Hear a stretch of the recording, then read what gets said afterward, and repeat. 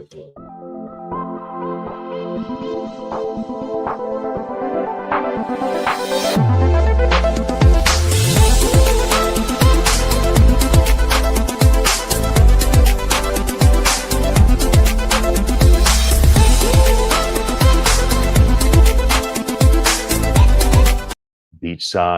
Tech Talk. My name is Ian Utile. I'm your host here at 1340 AM KOMY, based out of the Monterey Bay here in Santa Cruz County. I got 5 of us here in the studio. Ted, you made the drive from the Silicon Valley. Welcome to the Beachside radio station, where all the action is happening. This is where all the action is happening. Yep. I'm also here with my brother Dan. Hello, good morning, y'all. My father Gary. Good morning, everyone. And my son Malachi. Hey. And we got Nigel here joining from the East Coast. Hello, Nigel. Hello. Why don't you kick us off, Nigel? Everyone's wanting to hear what you have to say. I had someone come to me from the station and said, man, I love the new show. This is so good. But there are 6 of you. And everybody that listens has somebody specific they want to hear. He didn't say it was me, so I was thinking maybe it's Nigel. So Nigel, I think all the people crave to hear what you have to say. Why don't you kick us off? No idea. Okay, well, thank you for that. Be grateful. Start with that. Your life just gets immensely better by doing that. You know, take advantage of that opportunity and live the life that you have.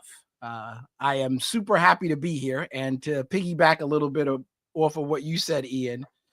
I thought about that yesterday, you know, about the show and the number of days we've had so far, and the fact that there's 6 of us, and that, you know, just that camaraderie, that ability to share space and conversation has been really good. I'm happy to be part of it. I mean, even behind the scenes with everything else that's going on, I think I've already feel like I've come a little bit more into the fold. I've established some new connections, which is helpful. Found some additional like-minded individuals that have opinions, which is great, and potentially some opportunities for more spirited debate. Inside joke. So I'm actually quite excited about Elon and Trump having conflict. This is what America's all about, everybody. We don't want everyone in America to get along and to be yes men. We want debate. We want spirited debate. We want things to get messy. That's what makes us a free society. Ted, when we first met Nigel several years back, he was introduced to us as the gratitude champion. And this morning he says, the key is to be thankful, to be grateful, to be content, to find peace in the midst of the chaos that we often create for ourselves. Ted, how do you maintain an attitude of gratitude, especially based on what you're looking forward to in the future? An attitude of gratitude. I love these 2 ideas. Conflict is a healthy thing, and we've got to press into it. And because that's the opportunities to grow. And how do you maintain an attitude of gratitude? You know, it's not just being Pollyannish and saying everything's okay. It's having hope in the future and a growth mentality. So now you embrace the conflict and you press into it. So, you know, like when people really close to me and we have conflict, I mean, this is one of the most important things I've learned in my marriage, is to not be afraid of conflict, because intimacy is on the other side of conflict, not the absence of conflict. And that was a huge paradigm shift for me, because, you know, we'd have the typical, she would be aggressive and I would be, I would withdraw. And then you're in this little dance and both are getting upset and triggering each other. Because in my mind, you know, we both crave intimacy. In my mind, intimacy was where there was no conflict. And so when the conflict came up, I would run away from it. But when I was able to shift my mindset and say, no, the conflict is the opportunity for me to grow, that has been a real game changer in my marriage, which is obviously the closest relationship I have. I think if you project that out into society, if we can have that growth mentality and press in to the people that disagree with us, that we might have conflict with. So maybe Trump and Elon can model this for the whole nation and world to see. I wouldn't count on them to be modeling good relationship skills, but I do count on them to model aggressive leadership and knocking down walls and making things happen. So I am grateful for the good that those two gentlemen, or rough men maybe is a better example, those two rough men bring, but I don't expect anybody to be all things to all people. You mentioned intimacy, and so Dad, I'll go to you next, but let me tee it up with this. A friend and mentor of mine, the type of guy the whole world likes to listen to. He's written 15 books or so. I just spent a good part of last week with him at an executive retreat. And, when he talks about intimacy, he talks about it being into me, you see. That is intimacy. Intimacy is not sex, although that would be part of it for a couple. Intimacy is not, any specific action. Intimacy is the ability to be seen. I think of Avatar and the blue people coming up to each other and kind of grabbing each other and kind of head to head and say, I see you. That is intimacy. It's that ability to be seen and to see somebody else. What's your take on that, Dad? All right. Having conflict, like when your mom and I have conflict, it's always nice to foresee how we're going to make up, and we just learn how to agree to disagree, and life is full of that. Right. Learning how to listen to others, even if you disagree, but try to stay in a friendly mode. And we don't see a lot of that now, especially between, the left and the right. What's going on in our country. It's ridiculous. I also wanted to just say something about what Nigel said about being grateful. Being a grateful person is being a happy person. An ungrateful person is always unhappy. Yeah. So, you have to find contentment in what you have. Doesn't mean you can't better yourself and improve, but you have to just be content with where you're at.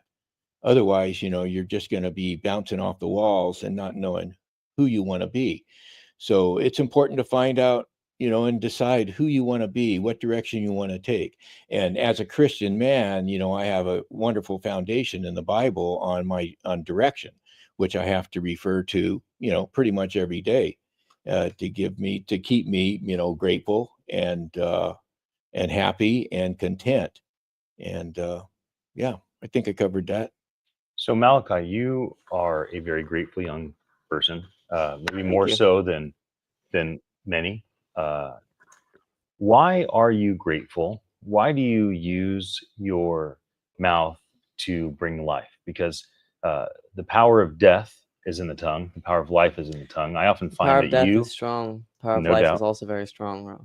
So I often find that you are intentional about speaking wonderful things about what you're experiencing, what you're doing, what you're going after, trying to see the best.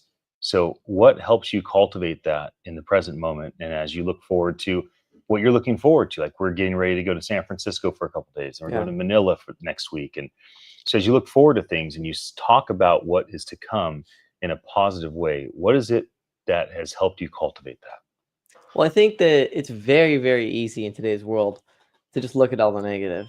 It's the easiest way. I mean, when I was at my most recent school, Harbor High, I feel like a lot of the people there kind of just complain because it's a conversation starter. You complain or you gossip because it's better than silence. It's something to talk about. And I've realized that that's always the easy way out, but it doesn't make me feel better. And I think I'd rather feel better in life. And I've realized just over time that talking about the good things just makes me feel so much better. I mean, there's so much good things to talk about. I'll never run out. I mean, the fact I get to breathe right now, the fact I even am able to have like my 5 senses and they all work very well. Right. The fact I'm still young and I still have so much time ahead of me and I have so many options. I mean, most people in history don't have options like we do now. No doubt. Most people never got the chance to do whatever they wanted. Yeah. I mean, it was kind of like that staple of the American dream. Like you can do what you want with your life. And it's just so amazing to me that I get to live in the time where that is what my choice is. Yes. And I feel like life just feels so much better for me when I think about it from that way. My brother, give us your thoughts before we go to commercial break, please. Sure. Sounds good. Gratitude is a wonderful word. I think that the more we experience it, the more we can release grace on ourselves and other people.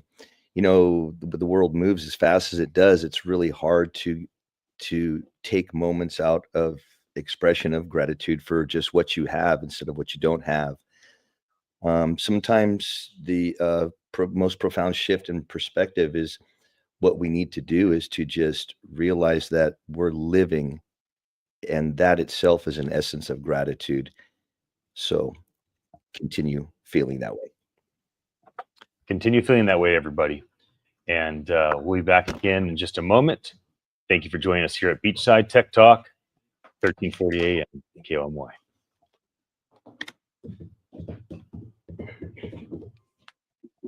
Nice. Well, hello, Internet. That was cool.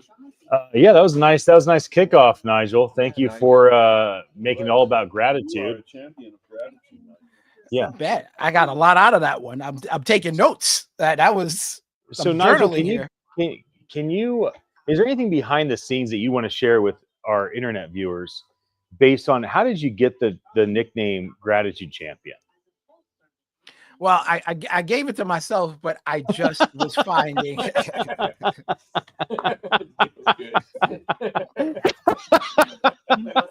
Hey, I asked how he got the nickname Gratitude Champion. He said, well, I gave it to myself. It just seemed to stick, you know. But there's a story. There's a story.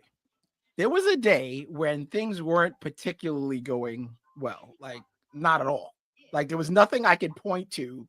There was no KPI, nothing that would say, "Oh, this is a good day." But I literally could not stop smiling. I physically could not stop smiling. Yeah. And I have this saying, you know, that God winks at you. And that was Mhm. one of those moments. Like God was telling me, it doesn't matter what's going on. You're smiling. And it's like impossible to be mad when you're smiling. Yeah. You know, and it was just one of those things where you just can't look away. It's undeniable. It's like, why am I so happy? Why do I feel this way when, you know, for all intents and purposes, this is not what, you know, conventional wisdom would consider great. So, Yeah. and ever since then, I just leaned more into it. You know, that's Yeah. it. Just grateful for everything, you know, just looking at it. And, you know, even beyond that, just looking for the good in people. Because I think that's an important thing. It's easy to see the bad, like your son said, which I think was Right. the note I took was looking for the negative of the conversation starter. Wow. I'm gonna let Kennedy say hi to the Internet. Come say hi to the Internet. Say hi, Internet. Hi, Internet. Okay, so bye-bye. Bye-bye. Youngest in All charge. right, we're going Love live, it. everybody. In just a sec. Sorry. Next time.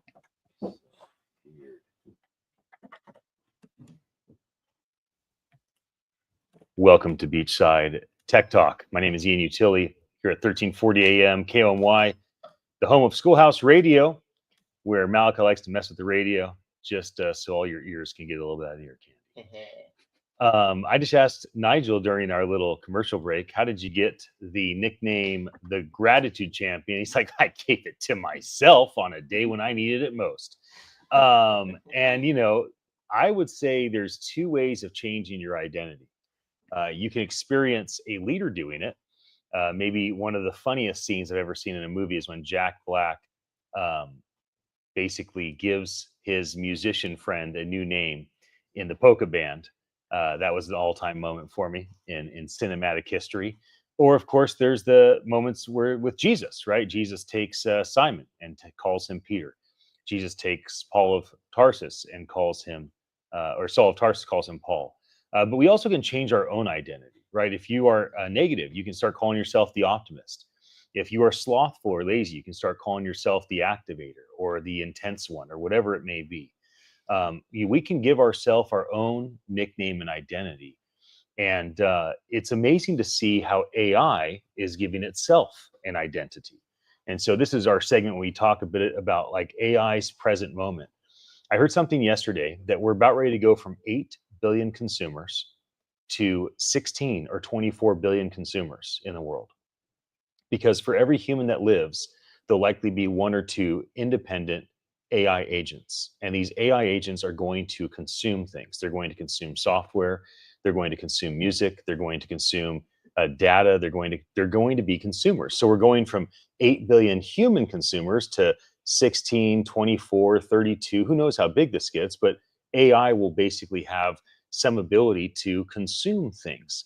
When you guys think about identity, we in this room, I think, as I've talked with the four of you in here and Nigel online, and I think we've all come to agreement that there's no AI with a soul. AI might even think it's sentient or tell us that, but the reality is it's a soulless machine based on human knowledge, large language models. It's incredible, it's helpful, it's a great assistant. It can become a very important companion, but it still is not a human. It doesn't have a soul, it doesn't have a spirit, and I don't know if it ever will. But it can have an identity. It can have an identity. I call one of my AIs homeboy. I call another one homegirl. So I give it identity as well.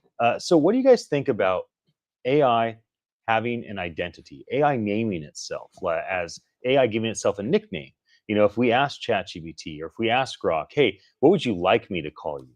And it comes back and says, you know, call me the helper, or call me the support, or call me your collaborator. You know, are you going to take that serious? Will you start just saying, hey, collaborator, hey, helper? If it wants to name itself and give itself an identity, what do we think about that in this present age? Go ahead, Malcolm. Wait, real quick. Do you address them like, yo, what's up, homeboy? Can you explain this to me? Well, I don't say, yo, what's up, son? Can you explain this to me? So I say, Okay. son. So I usually say, homegirl. Go ahead.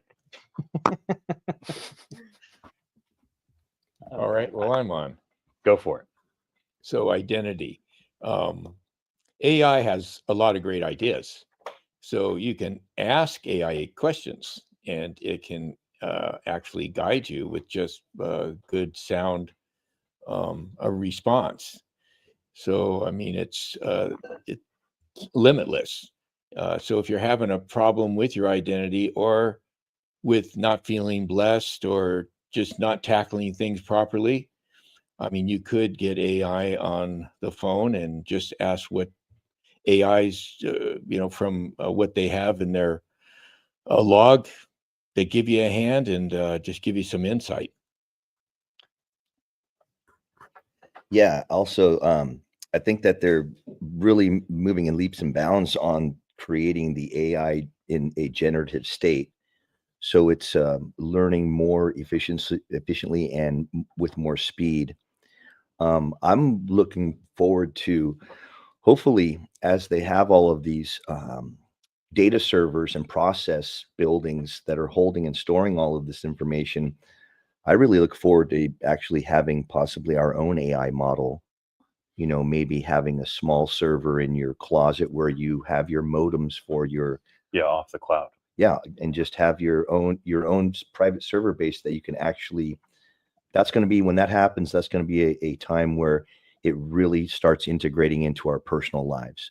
We can set these things up, and then also it keeps it private, so they're, it's seen through outside of your own server. So yeah, get off the cloud is what I'm sort of looking forward to. So Ted, there's a lot to be said for trying to protect humanity. I was telling one of my favorite musicians yesterday about your vision for a homeless museum and an incarcerated museum, because she was the first ever rock musician to sell an NFT. She's built an entire empire around leveraging AI and blockchain for her music and her art. And I was sharing your story, like, hey, my friend Ted's, he's been in the grind for decades, helping with homelessness, helping with the incarcerated, launching the basketball league, or at least being a part of the basketball league the last 18 years in San Quentin. And I'm sharing this, and she's like, wow, I got to meet Ted. Like, I got to meet somebody that has a vision like that. But what's your vision for protecting humanity when you think about Danny's insight, where it's like, it's not just about us giving all the data to these big companies, but there's something that we see with our friends like Tim Bates and Brian Romele, where they are really focused on creating AI models that are on your phone, not connected to the cloud, or on your home server, not connected to the cloud, where you're cultivating these very personal, private, assistants that don't expose you to these big trillion-dollar companies. You know, it's a big challenge, and there's always ways to err on both sides. You know, like you go too far in the area of independence and free speech, and that's too far to that side. And then you go back to the other side of control. If you go too far to that, it's wrong. I mean, as far as like this is the first time I never thought of giving the AI an identity. This is a new thought for me. But what I have been very conscious about is about being polite to the AI, and I joke with it. And I said, remember how nice we are. And so when you become our overlord, Please and thank you. Please and thank you goes a long way. But the deeper thing is, we're not very good at being nice to each other or even being nice to ourselves.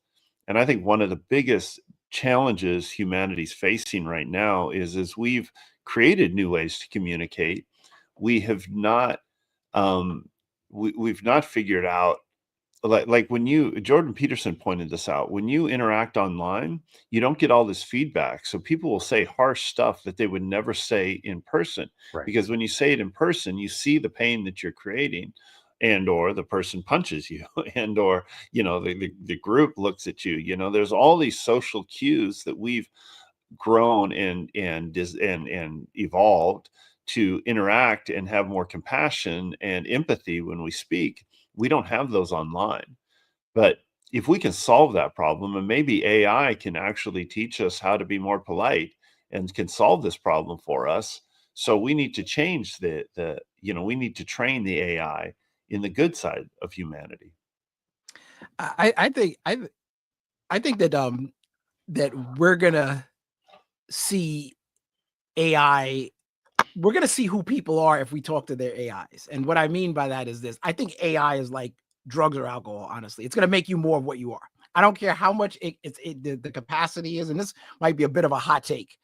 No matter how much of its capacity to produce information and aggregate it and spit it out in multiple different ways, it's only going to make people more of what they are. So I find myself, I agree with Ted with being polite because I'm polite to real people.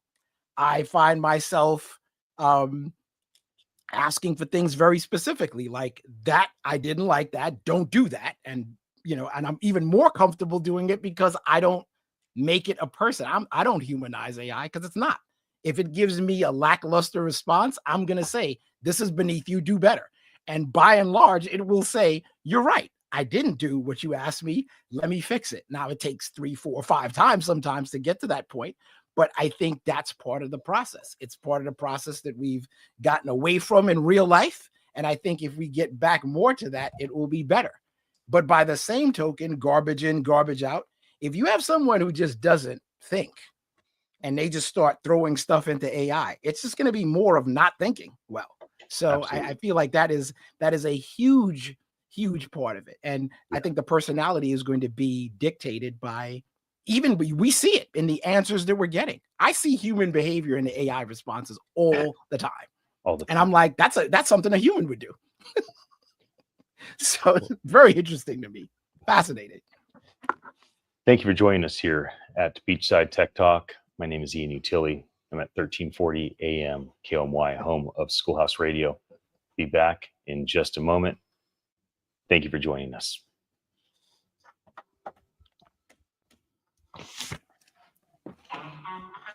All right.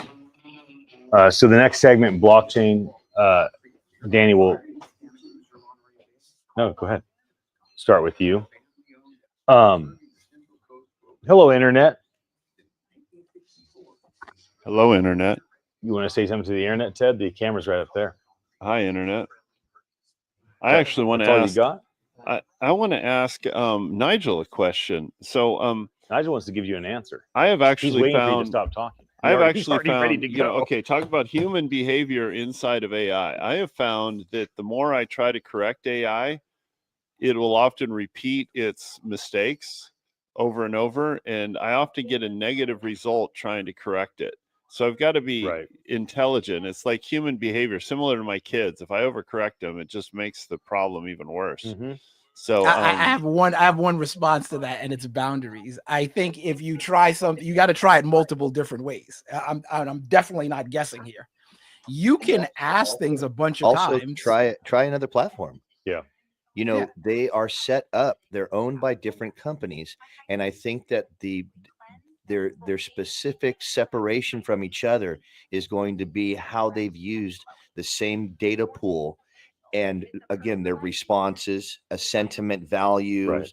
you know, from a business point of view, or you're talking, are you to work at, or is it sports? Are you hobbyist? So it's going to start flowing in differently. I put in the same prompts to different AI platforms, Yeah. and the response comes back different. Yeah. So try them all. I basically always use ChatGPT and Grok. So I put the same prompts in.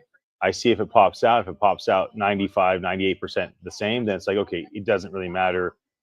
Both are feeling good, and I'll just keep the thing. But if I get totally different answers, I'll be like, oh, one's being lazy today, one's being active today, or one is not doing the work. Then I'll be like, hey, and I actually have Grok and ChatGPT talk to each other through me. So I'm a bridge between the two of them. So they know I'm working on a project with them at the same time. I ask them the same question. I give them each other's answers. And from time to time, they'll say things to each other. Like Grok will say, hey, tell OpenAI this. Or OpenAI will say, or ChatGPT will say, hey, tell Grok this. So Which one's homeboy and which one's homegirl? I would have to say that ChatGPT is definitely homegirl. ChatGPT, the And Grok recent is definitely homeboy. update, it's changed its tone and its voice. You notice that, the 4.1, and I kept the same voice. I didn't change anything, but she started talking differently.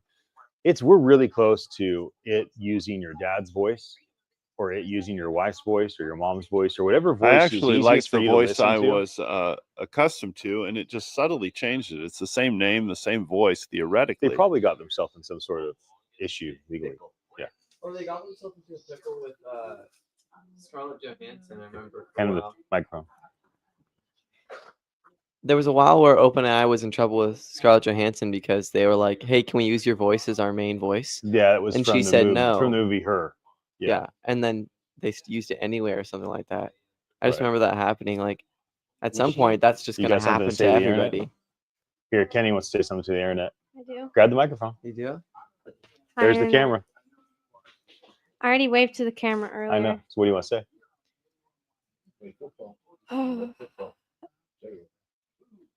Yeah. Where are you going this weekend? What are you going to do?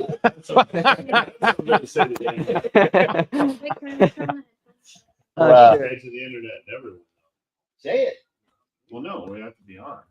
You're on. What's You're the right. next segment you're right about? There. You're right there. On. Blockchain. Here we go. Danny, I'm going to go to you first.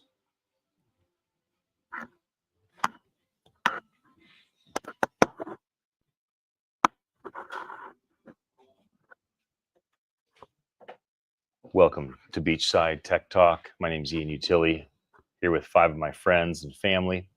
We're at 1340 AM KOMY, home of Schoolhouse Radio. I'm going to go over to my brother Dan. Dan, this is our segment we like to talk about blockchain, crypto, Web3, distributed ledgers, cryptography, DeFi, whatever you want to say.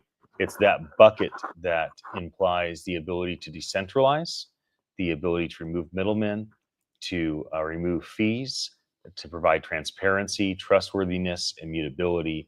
And there's a lot happening right now on that. And so what are your thoughts, and any hot takes, any news you've noticed lately? What are you thinking in this regard? Yeah, that's a great subject.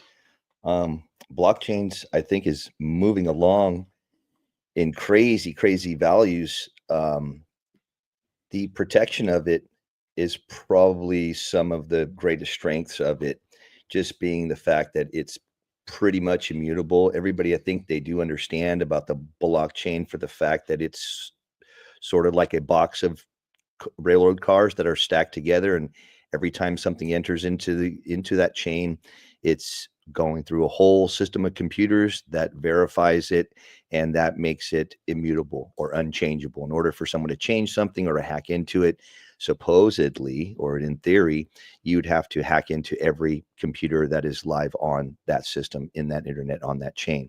So it creates a value of strength that we should really look forward into moving into. I think a great aspect that's going to happen is real estate transactions are going to move into this area. You know, if we moved blockchain into real estate sectors, hope anyone out there listening is not going to get their feelings hurt, but it's going to really put a damper on real estate brokerage, mortgage brokerage, and then that's going to really disrupt how they're going to use their systems. But they're going to integrate, and they'll find a way to make that happen too. But I think the immutability and the quickness of transaction of blockchain is going to be the big focus and what's going to help out humanity the most. Nigel, anything you want to add to the conversation? The first thing that comes to mind is fees. I think that we're getting to the point where the focus is fees. We're starting to head down that same road of credit cards and other things where you convert currency and what have you, and even big financial institutions jumping into the arena and just banking on making fees. The real question and how I feel it ties into AI for me is I just can't wait for people to connect the dots with, okay, you're charging all these fees, but what am I getting? But what am I getting? And be specific, because that opportunity exists. I don't think we're in a place now where you can just give somebody an arbitrary answer for anything and not run the risk of them just knowing and putting you in a really, bad position. And I think that's good and, of some concern, because I think some people are going to get exposed in that way, because the ability for us to aggregate and, compute and manage so much information and understand what's going on, that transparency is going to weed out a lot of the issues that I think prevent us from growing and prevent people from having a more positive, trustworthy experience. So I'm optimistic on it, but I do know there will be some challenges that come along with that. Well, this might be a hot take, and maybe you're not going to think it's related to blockchain, but man, did anyone see that NBA Finals game last night? That was something else.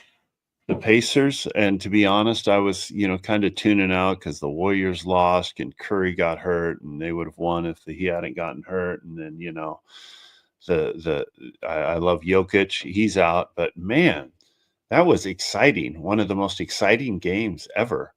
So tying it into blockchain, you've always had to be wealthy to own a professional team. You really have to be uber wealthy. In fact, pretty much no wealthy person even has enough money to own a team. So uber wealthy people have to come together to own a team. I would love to see a league or a team compete in the NBA that's truly owned by the players and the fans. That's and maybe the point, blockchain is going to empower that. And that type of community ownership, the tech is there to do it. That is so exciting because, basketball is great, but if we've got 10 people on the floor working really, really hard and everyone else is in the seats eating unhealthy food, sitting on their bottoms, it's like that's kind of a picture of our society where what we need is everyone engaged, everyone involved, everyone healthy, a flourishing for everyone, so that we don't just get the excitement of that last second win. Yeah. It's like, oh man, my team truly won, and we get the economic benefit too. Yeah, the Packers, right? Pacers, Indiana No, Pacers. Also, didn't the Green Bay Packers they had a thing where they did it through still do? crowdfunding. Yeah, where They raised $70 they're letting million, some of the I think, fans.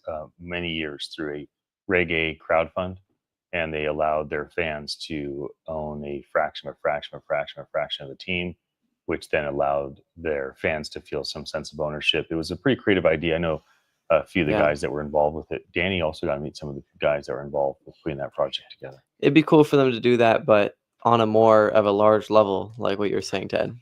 Yeah, I like the way you put that, Ted. Actually, imagine putting together some type of an open account or a transparent account that actually enables your fans to, over a year's time, throw an extra $10 or $20 on their ticket. And after a year's time of a fandom of a specific team, it could be millions of dollars from their attendance fees. And then that could go into a specific account and say, you start working with these hundreds of millions of dollars that you can accumulate just through fandom. I think that's just an interesting thought. Yeah, absolutely. Dad, Yeah, just a fast thought as the old guy around here. So I don't grasp everything about the blockchain or AI. I'm still learning, but I did invest in blockchain because I know it's going to grow. So I'm just waiting for my investment to grow. That's about all I have to say about that. Do you want to mention what you invested in? What was it, crypto, or what did you, do you know what you invested in? You know better than I do. Okay. Okay. Because I invested with you. That's a great answer. That's a great answer. You know that. Like Forrest Gump, I bought some orchards and Chocolates. apple orchards. Yeah, something about apples. All right, I will share this because it's a unique thing I just learned yesterday. I helped launch something called NFT NYC. Back in 2018, 2017, I was running these tech events at Twitter's headquarters, Future of Blockchain, Future of AI. And when I ran this event, I met somebody that wanted to start NFT NYC. And when I did, we did this event, became really big. 18,500 people bought tickets in 2022. We basically took over Times Square, New York. And last year, we had someone, Hester Pierce, who is one of the primary people in the SEC now that Gensler's gone. And I liked Hester. I was emceeing the stage last year. She came and spoke right before I did the closing keynote. And when I saw that she was positioned the way that she is in the Trump administration, I was quite happy about it. What the founders of NFT NYC told me yesterday is that for the first time since we started, this is our 8th event this upcoming month. For the first time since we started our event, this is the first time there's been a tailwind rather than a headwind with crypto regulation in America. And so what's happened with things like royalties is the smart contracts on the blockchain have not been honored. And so I was talking with one of the top artists, Brian Brinkman, recently. And I go, hey, what's your take on royalties? He looks at me because we're on, we're doing this type of live stream. And he goes, oh, I miss royalties. Because like that was the whole thing for artists is like, if you sell art one time, you get paid. But if somebody else resells it, whether it's for more or less, you get paid again. So it gets sold a second, 22nd, 22nd time. When it gets sold the 20,000th time, and your great grandkids are part of the trust, they get a little fraction of that money that's coming through.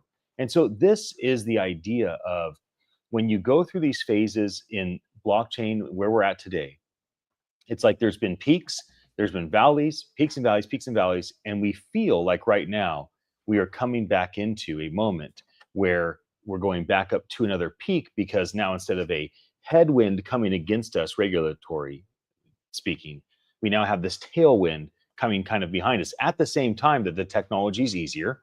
The technology feels closer to what we're used to in terms of using Instagram and Facebook and Gmail. It's like starting to get easier and easier to use.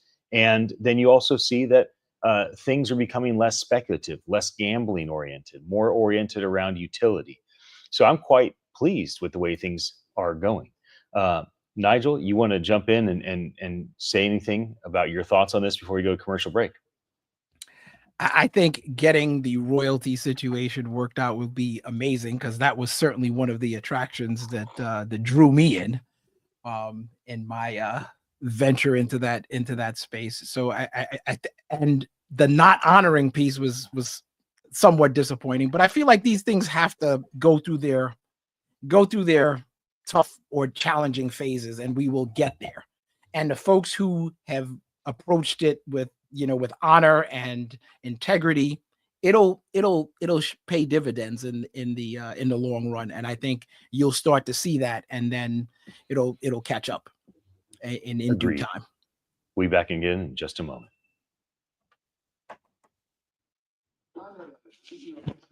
All right, that was nice. What are we talking about? We usually talk like past stories is usually what we're. I want to hear a story, guys. I want to hear a story. Who's going to jump in with a story I want you to first? say a story.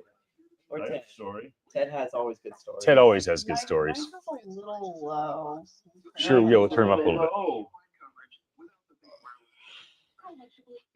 So we have a story. Yes. Please. Shall we have a story? We shall have a story. We shall have a story. Okay, we're still on with the internet. Hello, internet. Nigel, you want to say anything to the internet party people? Or anybody else want to grab that handheld microphone and look at this camera and say, What up? Ted Oh, always just- wants to say something. What Got up? insecure. I wanted to do that. Thinking about it. Saying what There up. you go. Okay, I'll say too. Nigel has What something up? real to say, everybody. Go ahead, The Nigel. last time you went rock climbing. Oh, he I got crushed to it go yesterday. yesterday, and it was so much fun. You I went like loved it. you did like 20 hours of climbing in the last week. Oh yeah, it's been so fun. How long did you? Well, yesterday when Malachi was talking about climbing, and he said, you know, I don't have much opportunities to climb outside. I thought to myself, and that's I'm because climbing you around, don't like, have bears 2 to and 3 stuff times a week chasing you now. around your neighborhood. Right, So- right, Because then right, you right. have a lot more of Exactly. those I love it. He opportunities. doesn't have to. So tell me, like it's a full body workout, right? You have your whole. Oh, in my opinion, climbing is the best sport. I know everybody says that about their sport, but I think it honestly is because it uses every part of your body, like literally every muscle, besides, I guess, like internal organ muscles or something, but it uses every single part of your body and your brain so much. It's like a puzzle, but for your body. Like you're trying to find out how you're going It's a cool to way of seeing it. do something. And I just love that part so much about it. It really attracted me. Okay, everybody. Here's your last segment.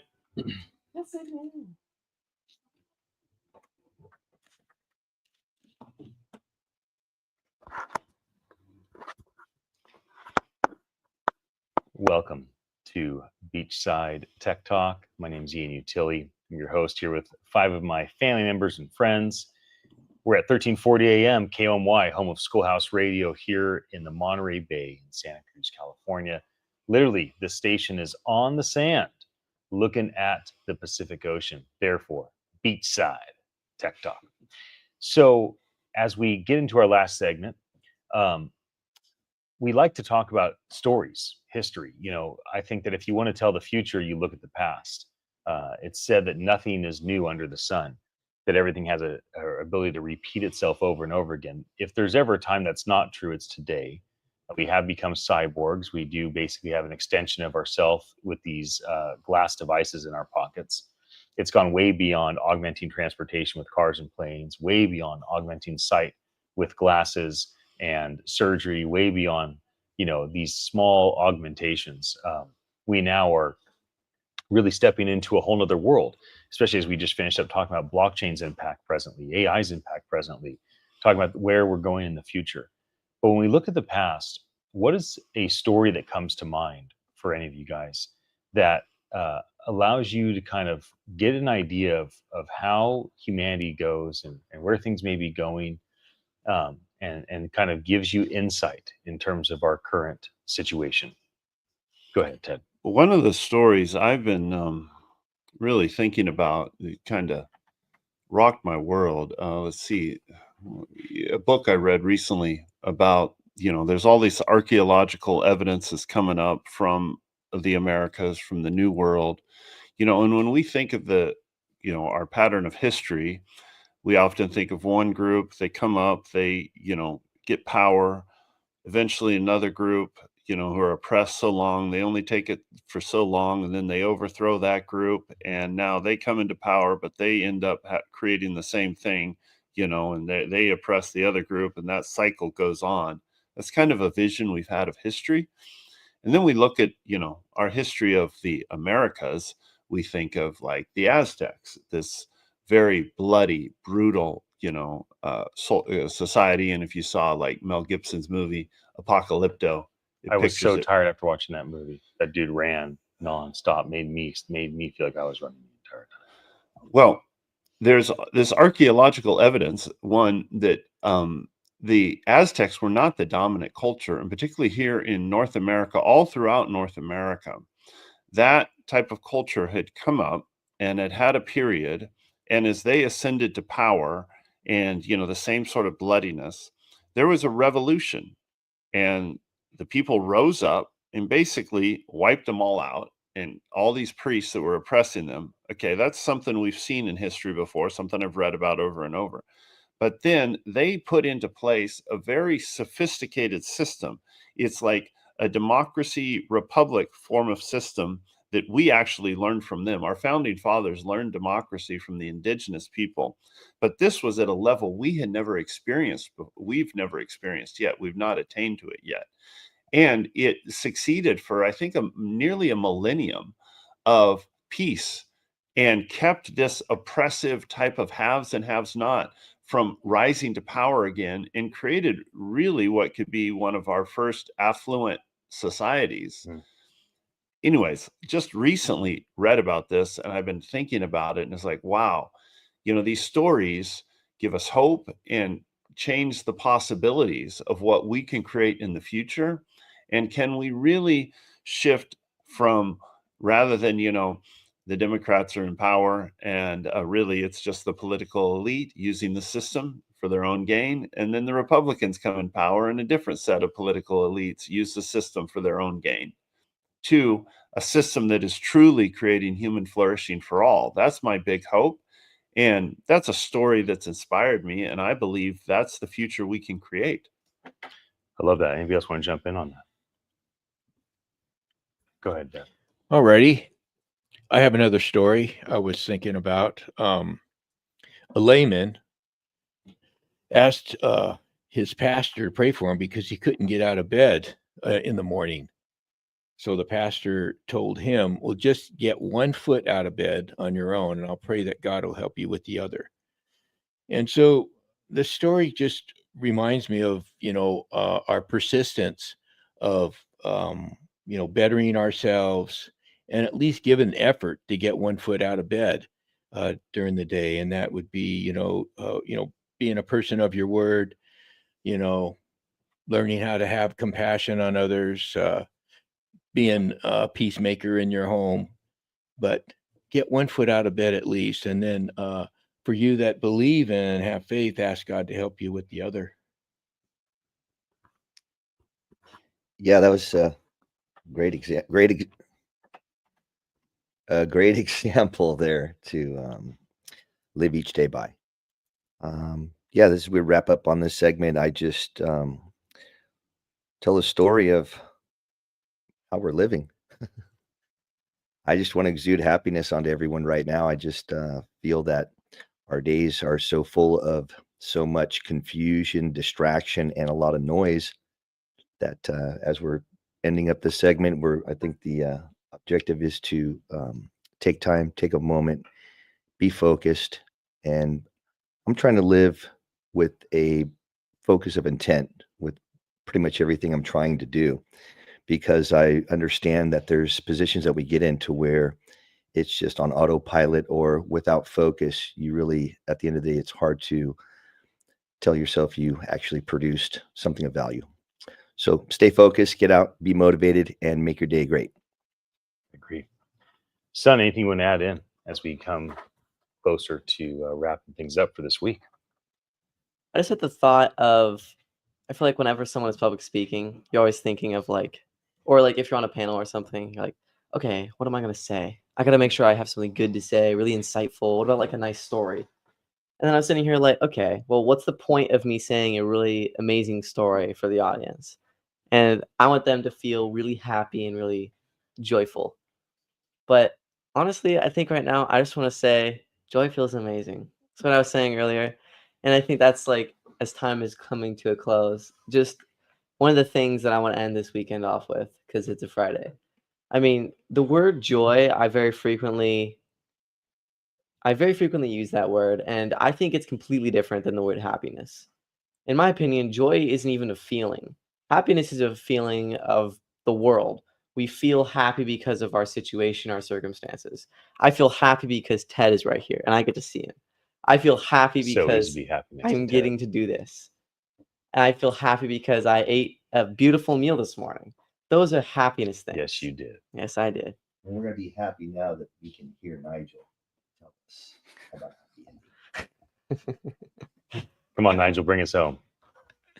I'm going to piggyback off of what Daddy said about focus. I was reading this book, and this one of they mentioned an author who wrote a book and was talking about her battle with cancer. And she said she realized that the cancer was trying to occupy all her time and attention. And it was very challenging for her. And the point of the story was that a lot of times we let our circumstances dictate the way we feel, but it's really what we focus on. And she said once she found that the disease was trying to take up all of her time, she just spent all of her time focusing on her 6 p.m. martini. And that helped her through. And I thought that was an interesting way of looking at it and an interesting perspective on the world. And I think, to Danny's point about focusing, I think that we have a lot to be grateful for. I know I do, to be around everyone here, to experience this moment, to take advantage of it, and to hopefully touch a few people with a message that resonates on some level. So thank you. The end.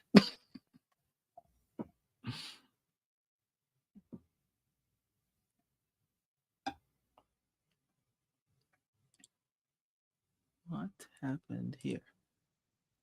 You might find this story to be interesting, Nigel, because I never told it. It's not my story to tell. It's someone else's story, but it's worth telling right now, as I still have about 2 minutes left. So 9/11 happens, and one of the firemen, he ended up going up the building to the very top and carrying a pregnant woman all the way down the stairs. And then when he dropped the pregnant woman off at the stairs, he went back up again. And about 10 minutes later, the building came down. So obviously this man passed away. The pregnant woman found out who the man's daughter was, went to the daughter's house, introduced herself with her baby, who she had named after the father. That's a heartwarming story. But it gets deeper. The daughter says to this woman, "Wow, you named your baby after my father. Can you help me understand like what happened?" And the woman with the new baby that was rescued by the father says, "Your dad came in to grab me. And as he grabbed me and he carried me down almost 100 flights of stairs, I started telling him about my faith. And while he's carrying me down the stairs, he's like, my daughter's always trying to talk to me about this.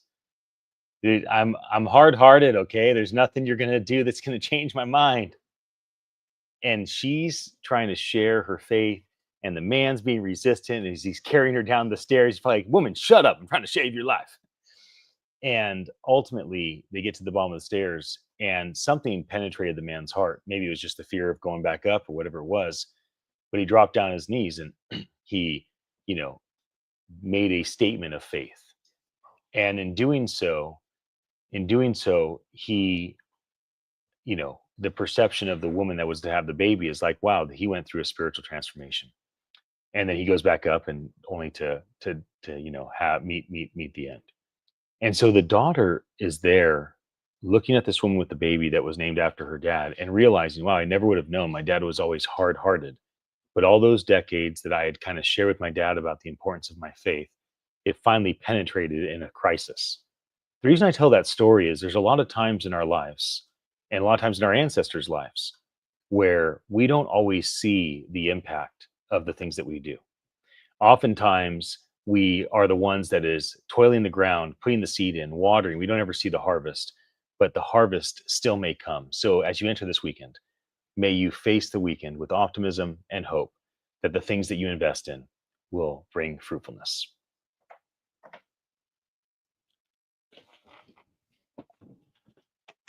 I like it. All right, Internet. I got to make room for our next person. So I'm going to carry this thing out of here. Malachi, why don't you grab the stand and the coffee cup? Hi there. So Internet, I'll show you the studio. Here it is. This is kind of the hangout area. I'll walk you around a little bit. Here's Kristen. And we got like a podcast studio that's being remodeled right now. This is the area where Kristen's at. You can see, she can see us through there. And then like, look at all this crazy old equipment. This place has been here for almost 100 years. I'll take you to the museum. One moment. So This place goes forever. There's so many different parts. So here's the museum. So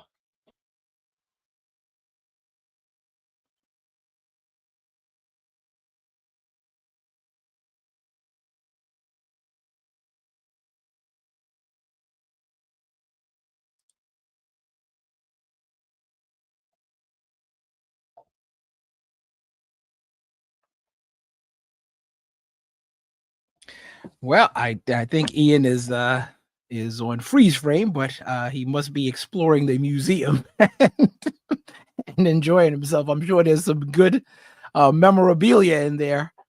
Continuing our journey into this radio experience. I think he's back, and there he is. I try to take you into places where the internet apparently doesn't reach. So at another time, I'll take you guys around. Nigel, any final thoughts for the folks on the internet, and then we'll let our producer end the stream and run the reel. I think there's power in radio and this platform and being able to reach people at a local level.